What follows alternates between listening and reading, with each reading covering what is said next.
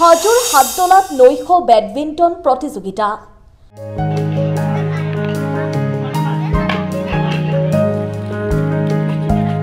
প্ৰচণ্ড শীতৰ মাজতে হাজোৰ হাতদলাত অনুষ্ঠিত হৈছে বেডমিণ্টন প্ৰতিযোগিতাৰ। ইউথ ষ্টাৰ ক্লাবৰ উদ্যোগত অনুষ্ঠিত হৈছে এই বেডমিণ্টন প্ৰতিযোগিতাৰ। বিজেপি নেতা প্ৰকাশ দাসে আনুষ্ঠানিকভাৱে উদ্বোধন কৰে এই প্ৰতিযোগিতা। মুখ্য অতিথি হিচাপে উপস্থিত থাকে আৰক্ষী বিষয়া নৱজ্যোতি নাথ। ক্লাবৰ উদ্যোক্তা শাহিদ চানহকে আধৰা অনুষ্ঠানত কেইবাজনো খেলুৱৈক সম্বৰ্ধনা জনোৱা হয়। অসমৰ বিভিন্ন প্ৰান্তৰ পৰা 15টা বেডমিণ্টন দলে অংশগ্ৰহণ কৰে। নিশাৰ ভাগত 12 ৰহণীয়া সাংস্কৃতিক অনুষ্ঠান আয়োজন কৰা হৈছে। হাতদলা ইউথ ষ্টাৰ ক্লাবৰ উদ্যোগত নিশা বেডমিণ্টন এই খেলা অনুষ্ঠিত কৰিছে। এই খেলা উদ্বোধন কৰিবলৈ পাই অত্যন্ত আনন্দ অনুভৱ কৰিছোঁ আৰু উদ্যোক্তা বিশেষকৈ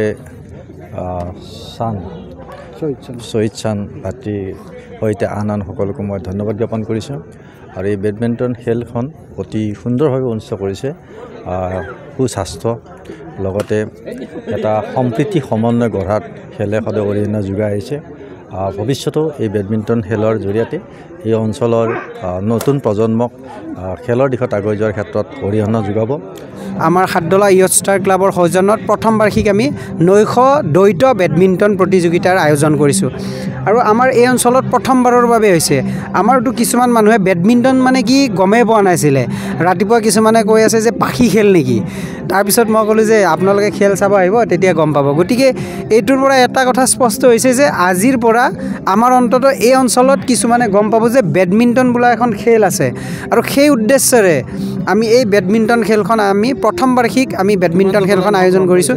ইতিমধ্যে আমাৰ মাজত বৰ্তমান অসমৰ প্ৰায় 15টামান দল ইতিমধ্যে অংশগ্ৰহণ কৰিছে আৰু দল আহি আছে। আমাৰ এদিনীয়া হয়, গোটেই নিশা খেল চলিব। হাজোৰ পৰা প্ৰাঞ্জল কলিতাৰ ৰিপৰ্ট, অসম টাইম। ঘৰত আনন্দ আৰু সম্পৰ্কৰ চমক বজাই ৰাখিবলৈ জৰুৰী হৈছে সকলো আনন্দময় মুহূৰ্তত মৰমৰ উপহাৰ দিয়াটো। সেইবাবে মধুশ্ৰী জুৱেলাৰ্ছে আনিছে সকলো ৰঙীন ক্ষণৰ বাবে বিশেষ গহনা।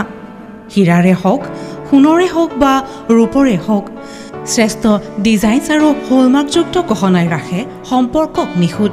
তেনেহ'লে আজিয়ে আনক আনন্দ মধুশ্ৰী জুৱেলাৰ্ছৰ সৈতে। যোগাযোগ কৰক 7028000341 নাইবা ভিজিট কৰক LNB ৰোড, নলবাৰী, অসম।